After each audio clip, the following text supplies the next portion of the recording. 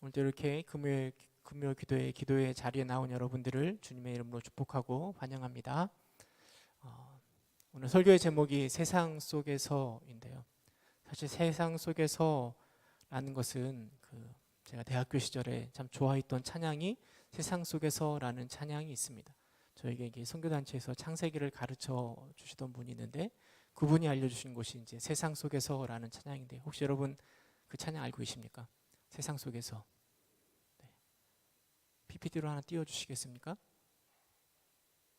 네, 가사가 이렇게 시작됩니다. 세상 속에서 천년을 사느니 내 주와 함께 하루를 살겠네. 한 번도 안 들어보셨나요? 네, 저도 그때 처음 들어보고 다른 찬양 집회에서 이 찬양을 부른 걸 본 적이 없습니다. 아무튼 저 찬양을 굉장히 좋아하는데요. 무엇보다 가장 좋은 건 그 가사에 담고 있는 내용입니다. 세상 속에서 천년을 사는 것보다 내 주와 함께 하루를 사는 것을 더 기뻐하는 것, 이게 바로 우리의 신앙의 고백이라 생각되어집니다.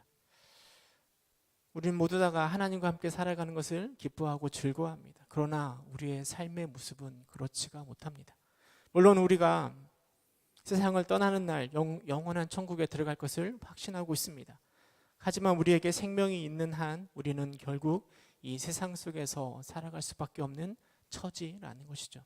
어찌됐든 우리는 하나님이 부르시는 날까지 세상 속에서 살아갈 수밖에 없습니다. 그런데 우리가 사는 이 세상 속에서 믿음을 가지고 또 하나님을 향한 사랑을 가지고 살아가는 것이 결코 쉽지 않음을 잘 알고 있습니다.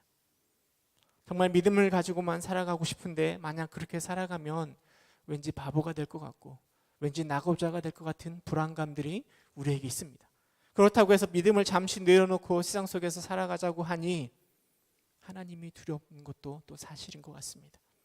오늘은 이 세상 속에서 하나님을 섬기는 우리들이 어떻게 살아가야 할지 전도서 말씀을 통해서 함께 생각해 보고자 합니다.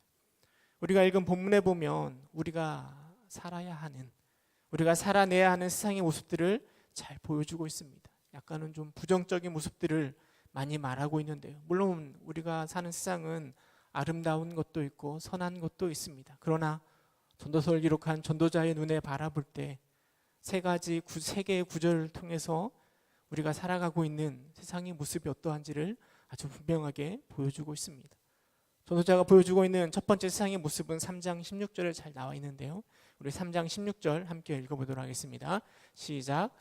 또 내가 해 아래서 보건대 재판하는 곳 거기에도 악이 있고 정의를 행하는 곳 거기에도 악이 있도다. 16절에 보면 전도자가 해 아래 세상을 가만히 생각해 보는데요. 가만히 생각해 보니까 재판하는 곳 거기에도 악이 있고 정의를 행하는 곳에도 악이 있다라고 이야기합니다. 여러분, 재판하는 곳이 어떤 곳입니까? 세상에서 가장 공평해야 될 곳이 바로 재판하는 곳 아니겠습니까? 대법원에 가면 정의의 여신상이 있다고 합니다. 기억나시나요? 정의의 여신상 혹시 생각나시나요? 한 손에는 칼을 들고 있고 한 손에는 이렇게 무슨 저울이죠? 그 양팔 저울이 아니고 천칭 저울을 이렇게 들고 있습니다. 아마 그 모습은 가장 공평하게 재판하겠다라는 의지를 보여주고 있는 것이라 생각되어집니다. 그런데 이렇게 세상에서 가장 정의롭고 공평해야 될 법정이 전도자가 가만히 바라보니까 그 안에도 악이 있다. 정의를 행하는 그곳에도 악이 있다라고 이야기하고 있습니다. 여러분들은 어떻게 생각하십니까? 우리가 사는 이 세상 가운데 이 대한민국의 재판부에는 이런 악이 있다고 생각하십니까? 물론 재판은 만민에게 공평해야 되고 그리고 그것이 바로 재판부의 정당한 모습이라 생각되어질 것입니다. 그런데 최근에 우리 눈에 비춰진 재판부의 모습은 그렇지가 못하는 것 같습니다. 얼마 전에 양승태 대법원장이 이렇게 구속되고 또 사법농단이 있다라고 이야기를 하고 있는 그런 뉴스들을 접하게 됩니다. 과연 재판부가 공정한가에 대해서 우리는 강하게 의심하고 있는 상황인 것 같습니다. 그런데 여러분, 전도자가 말하고 싶은 것이 저 재판하는 심판하는 그곳이 타락했다, 악이 가득하다, 이것을 말하고자 비판하고자 이 성경을 기록하는 것이라 생각되지는 않습니다. 사람이 떡으로만 살 수 없다, 빵으로만 살 수 없다 이렇게 이야기할 텐데요. 빵으로 살 수 없다라는 게 단순히 빵만 먹어서 못 산다 그런 얘기를 하는 것이 아닙니다. 빵으로 대변되는 모든 것들을 모든 음식들로만 사는 것이 아니라 영적인 것이 필요하다 그것을 의미하는 것이죠. 마찬가지로 전도자가요. 세상에서 가장 공평해야 될 그곳에 악이 있다라고 말함을 통해서 우리가 살아가고 있는 이 세상 가운데 악이 얼마나 만연해 있는가를 우리에게 말해주고 있는 것입니다. 심지어는 저 재판부마저 악이 가득한 세상, 이것이 바로 우리가 살아가고 있는 세상의 모습이라는 것입니다. 자기 편한 대로 내 원하는 대로 마음대로 살아가는 악이 넘쳐나는 세상이 우리가 살아가야 할 세상의 모습입니다. 정의는 진리는 깨어진 채 그냥 악만 가득한 세상의 모습을 전도자가 말하고 있습니다. 두 번째로 모습은 4장 1절에 기록되어 있는데요. 우리 4장 1절 말씀 함께 읽어보도록 하겠습니다. 4장 1절 시작. 내가 다시 해 아래서 행하는 모든 학대를 살펴보았도다. 보라, 학대받는 자들의 눈물이로다. 그들에게 위로자가 없도다. 그들을 학대하는 자들의 손에는 권세가 있으나 그들에게는 위로자가 없도다. 전도자가 바라보는 또 다른 세상의 모습은 학대가 가득한 세상의 모습입니다. 그럼 학대라고 하면 어떤 것이 생각나십니까? 누가 학대받는다라고 생각하고 계십니까?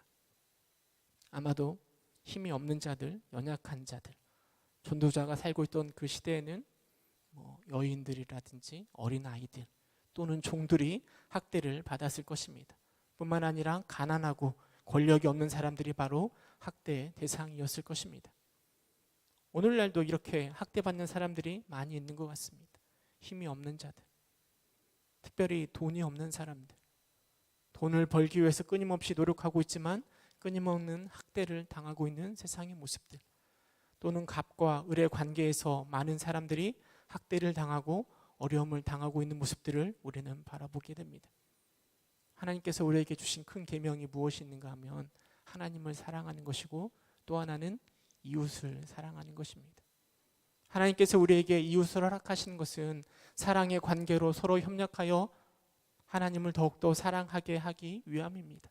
그런데 우리가 살아가는 세상의 모습은 서로를 사랑하기보다는 내 욕심을 위해서 서로를 학대하는 모습이 가득 차 있다라는 것이 바로 전도자가 바라보는 세상의 모습입니다. 이렇게 학대받는 자의 고통이 있고 눈물이 있지만 전도자가 볼 때 학대받는 자에게는 위로자가 없다라고 이야기합니다. 그리고 학대하는 자에게는 권세가 있다라고 말하고 있습니다. 내일이 5월 18일인데요. 광주 민주화 운동이 일어난 지가 벌써 39년이 되었습니다. 수없이 많은 사람들이요, 권력자에 의해서 학대를 받고 있습니다. 아니, 받아왔습니다. 여전히 고통당하는 자들에게 과연 위로자가 있는가 우리는 스스로 생각해 보게 됩니다. 학대가 가득한 이 세상, 그러나 위로자가 없는 이 세상이 바로 우리가 살아가는 세상의 모습입니다. 자신의 욕심을 채우기 위해서 사람과의 관계를 사랑이 아닌 학대로 바꾸어 버리는 세상, 인간관계가 심각하게 왜곡되어 있는 세상에 우리는 살아가고 있습니다. 세 번째로 전도자가 바라보고 있는 세상의 모습은 전도자 4장 4절에 나와 있는데 우리 4장 4절도 함께 읽어보도록 하겠습니다. 4장 4절 시작. 내가 또 본즉 사람이 모든 수고와 모든 재주로 말미암아 이웃에게 시기를 받으니 이것도 헛되어 바람을 잡는 것이로다. 정의는 없고 깨어진 관계, 그것이 가득한 세상의 모습인데요. 이 세상에 넘치는 것이 있습니다. 그게 바로 시기라는 것입니다. 전도자는 본문에서 사람이 시기를 받는다라고 말하고 있습니다. 사촌이 땅을 사면 배가 아프듯이 다른 사람이 잘 되는 꼴을 못 보는 세상이 바로 오늘 우리가 살아가고 있는 세상의 모습입니다. 다른 사람들의 성공과 수고와 열심을 바라보면서 축하하고 격려하기보다는 배 아파하는 것입니다. 전도자는 그 모습이 헛되어 바람을 잡는 것과 같다라고 이야기하고 있습니다. 그런데 우리가 읽은 4절을요, 다른 성경, 다른 번역본은 이렇게 번역하고 있습니다. 특별히 새 번역은 이렇게 번역하고 있는데요. 우리 새 번역 함께 읽어볼까요? 시작. 온갖 노력과 성취는 바로 사람끼리 갖는 경쟁심에서 비롯되는 것임을 나는 깨달았다. 아까 개역 개정에서는 잘 되는 것으로 인해서 시기한다라고 이야기하고 있는데요. 새 번역은 그 본문을 이렇게 해석하고 있는 겁니다. 우리 안에 가지고 있는 경쟁심 때문에 우리는 온갖 노력과 성취에 빠져 있다라고 말하고 있다라는 거죠. 그러니까 새 번역에 따라서 해석해 보면 우리가 열심을 내고 수고하는 이유가 무엇인가 하면 다른 사람을 향한 시기 때문에, 경쟁심 때문에 나온다라고 이야기하고 있다라는 겁니다. 너무 지기 싫어서 다른 사람보다 더 성공하고 싶어서 열심을 내고 수고하고 있는 것이 바로 우리가 살아가고 있는 세상의 모습이라는 것입니다. 여러분, 이런 시기심은 우리에게 경쟁심을 불러일으킵니다. 이 경쟁심은 우리에게 있는 사명 또는 일에 대한 정말 중요한 목표가 무엇인지를 너무나 쉽게 잊어버리게 만듭니다.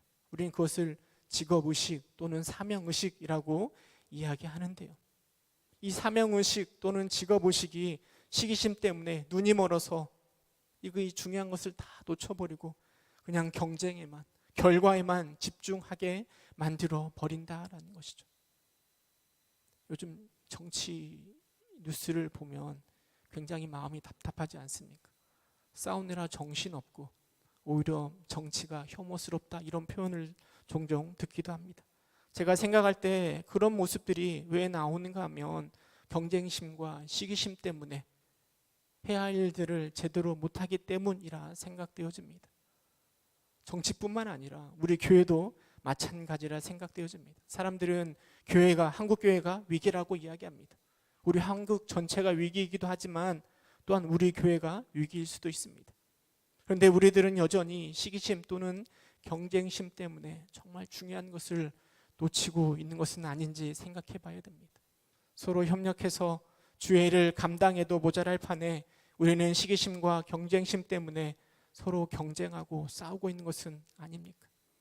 전도자는 그런 모습이 헛되어 바람을 잡는 것과 같다라고 말하고 있습니다.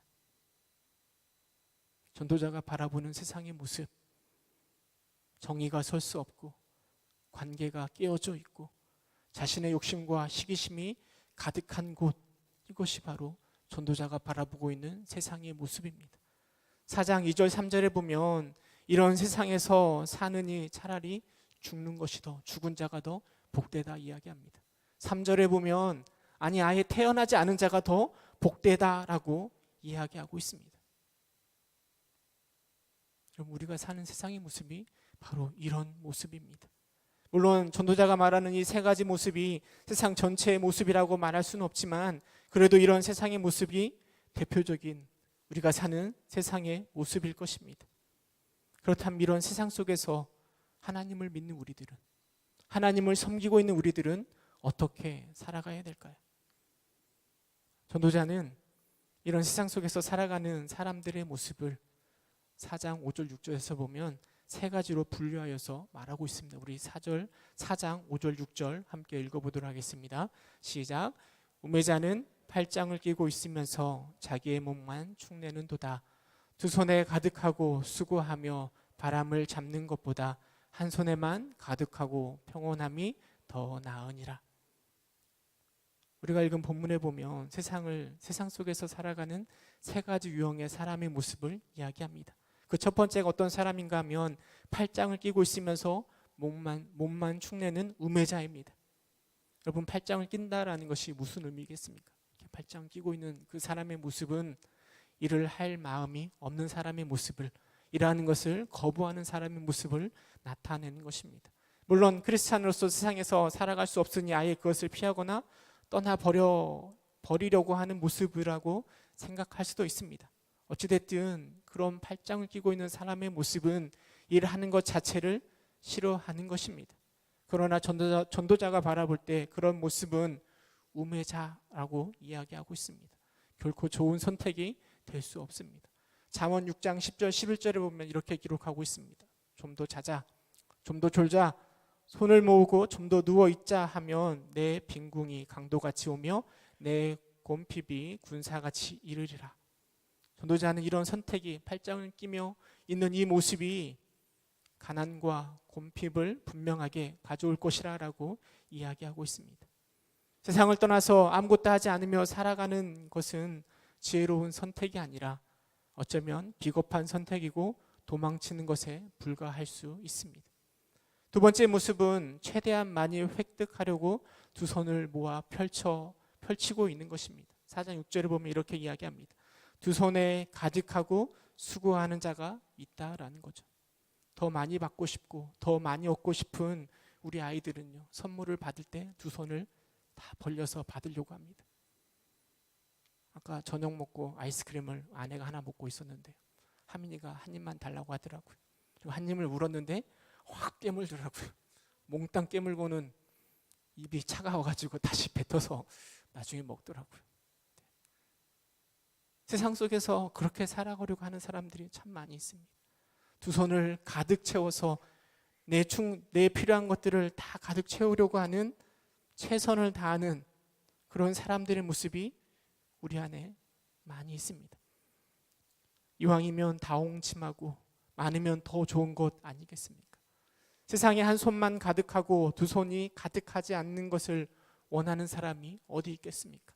클수록 많을수록 좋은 것이라 우리는 생각합니다. 우리는 그런 것을 세상에서부터 금방 배우는 것 같아요. 우리 교회도 그래야 된다. 더 많은 성도들, 더 큰 교회를 기대합니다. 그러나 여러분, 거기에 함정이 있습니다.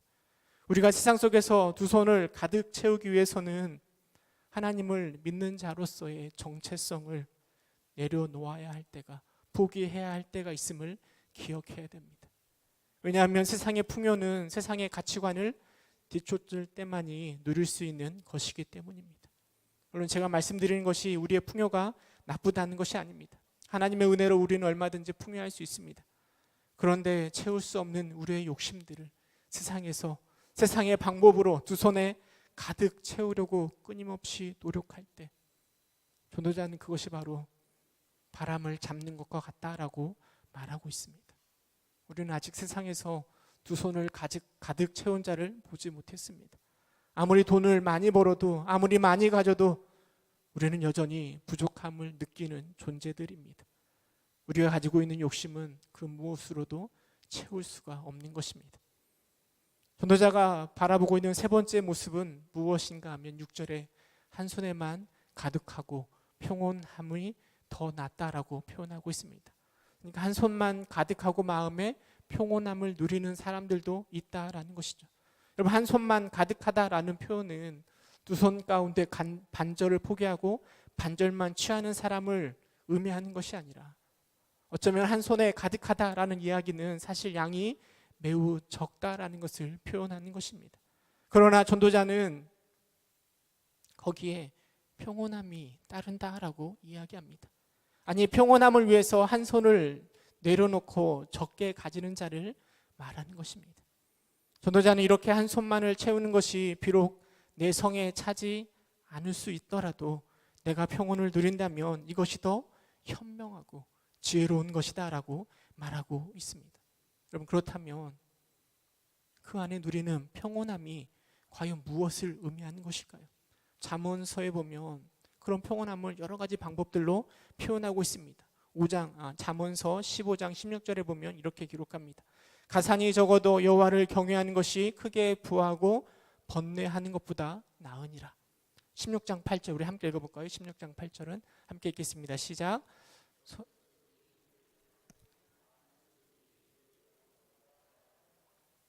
17장 1절은 이렇게 기록하고 있습니다. 함께 읽겠습니다. 시작. 마른 떡 한 조각만 있고도 화목하는 것이 제육이 집에 가득하고도 다투는 것보다 나으니라. 사실 이런 성경 구절이 아니어도요, 우리는 그 평온함이 무엇을 말하고 있는지 금방 알 수 있습니다. 욕심을 가득 채우는 것은 우리 인간의 본성입니다. 그러나 그 욕심을 향한 욕구는 우리로 하여금 하나님을 보지 못하게 만듭니다. 대신에 방법들에 집중하게 되고 결과만 생각하게 만듭니다. 그러나 욕심을 내려놓는 그 순간 우리 안에 평안이 찾아오는 것이고, 그리고 보이지 않던 하나님이 보이게 되는 것입니다. 한 손을 비울 수 있는 용기. 세상에서 부족하다라는 것은요, 어쩌면 뒤처진다라고 생각될 수도 있습니다. 그럼에도 불구하고 누릴 수 있는 평안, 이게 어디서부터 오는가 하면 바로 하나님을 향한 신뢰에서부터 오는 것입니다. 3장 17절, 전도서 3장 17절은 이렇게 이야기합니다. 우리 함께 읽어볼까요? 전도서 3장 17절 시작. 내가 내 마음 속으로 이르기를 의인과 악인을 하나님이 심판하시리니 이는 모든 소망하는 일과 모든 행사에 때가 있음이라 하였으며. 전도자가 스스로 이야기하는 거예요.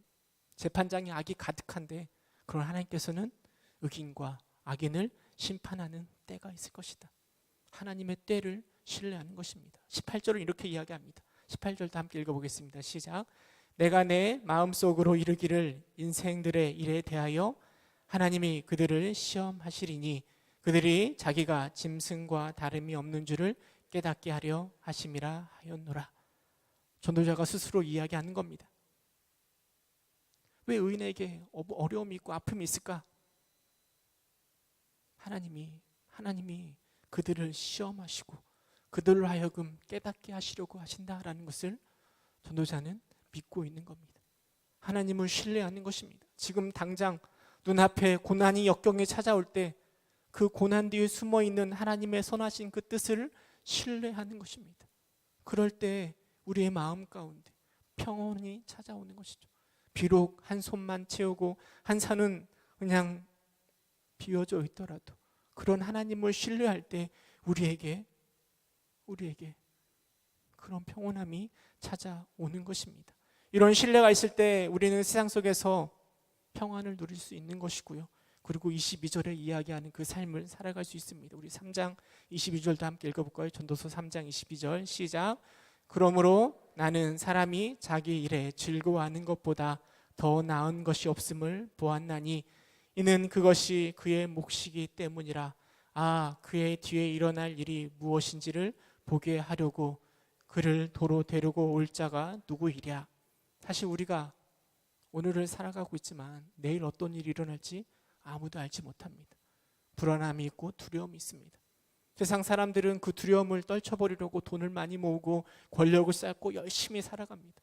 그러나 우리는 하나님을 신뢰하는 사람은, 마음에 평온이 있는 사람들은 오늘 내게 주어진 일들을 기쁨으로 즐거워하며 살아가는 것이죠. 왜냐하면 모든 것이 협력하여 선을 이루게 하실 그 주님을 바라보고 있기 때문입니다. 비록 한 손만 채울 수밖에 없고 채워지지 않는 부족함이 있더라도 나에게 주어진 일을 즐거워하며 평온함을 누리는 것이 바로 세상 속에서 살아가는 지혜임을 전도자가 오늘 우리에게 말하고 있습니다. 결론을 맺도록 하겠습니다. 사실 중요한 것은 타락해버린 세상이 문제가 아닙니다. 그 타락한 세상을 갈망하고 있는 내가 문제입니다. 나를 돌이켜 보아야 됩니다. 정의도 없고 관계도 깨어진, 그리고 욕심과 시기로 가득 찬 이 세상 속에서 나는 어떻게 살아가고 있는가? 아니, 천국에 부르실 그날까지 어떻게 살아갈 것인가? 내 모습을 돌이켜 보아야 됩니다. 한번 오늘 하루를 돌이켜 보시기 바랍니다. 오늘은 무엇을 위해서 열심을 다하여 수고하셨습니까? 그 결과 어떤 것을 가지셨습니까? 그리고 그 나의 삶 속에서 어떤 평안을 누리고 계십니까? 예수님 우리에게 말씀하십니다. 누가복음 12장 15절에 보면 그들에게 이르시되 삶과 모든 탐심을 물리치라. 사람의 생명이 그의 소유에 넉넉한 데 있지 아니하리라 하시고 라고 말씀하십니다. 그리고 이어서 비유를 말씀하시는데 어떤 비유인가 하면 한 부자가 밭에 소출이 풍성하여 고민합니다. 내가 이렇게 풍성히 거뒀는데 내가 이 거둔 곡식들을 쌓아둘 곡관이 없다. 곡관을 더 크게 지을까? 이런 고민을 할 때 하나님께서 그에게 하시는 말씀이 20절 21절인데 우리 20절 21절 함께 읽어보겠습니다. 시작. 하나님은 이르시되 어리석은 자여 오늘 밤에 내 영혼을 도로 찾으리니 그러면 내가 준비한 것이 누구의 것이 되겠느냐 하셨으니 자기를 위하여 재물을 쌓아두고 하나님께 대하여 부여하지 못한 자가 이와 같으니라. 여러분, 세상 속에서요, 우리의 두 손을 가득 채우는 것이 중요한 것이 아닙니다. 하나님이 내게 주신 사명 또는 하나님 이 세상에서의 나의 삶을 얼마나 기쁨으로 감당하고 있는가. 비록 내 욕심을 다 채우지 못하더라도 한 손에 남겨져 조금은 부족하더라도 내 안에 평안이 있다면, 내 안에 하나님을 향한 신뢰함이 있고 믿음으로 나를 채우고 있다면 그것이 바로 세상을 살아가는 믿는 자의 지혜로운 모습일 것입니다. 예수님이 우리에게 말씀하십니다. 그러므로 염려하여 이르기를 무엇을 먹을까, 무엇을 마실까, 무엇을 입을까 염려하지 마라. 이는 다 이방인들이 구하는 것이라. 너희 하늘 아버지께서 이 모든 것을 너희에게 있어야 할 줄을 아시느니라. 그런즉 너희는 먼저 그의 나라와 그의 의를 구하라. 그리하면 이 모든 것을 너희에게 더하시리라. 전도자는 이렇게 이야기합니다. 두 손에 가득하여 수고하며 바람을 잡는 것보다 한 손에만 가득하고 평온함이 더 나으니라. 우리가 평온하게 자기 일을 즐거워할 때, 비록 조금은 부족하더라도 하나님을 신뢰할 때, 우리는 천국의 기쁨을 이 세상 속에서 경험할 수 있습니다. 악이 판을 치고 관계가 뒤틀리고 욕심과 시기가 그리고 경쟁이 가득한 세상 속에서 하나님이 주시는 기쁨과 평온을 누리시는 여러분 되시기를 주님의 이름으로 축원합니다. 함께 기도하겠습니다. 하나님 우리가 믿음을 가지고 있지만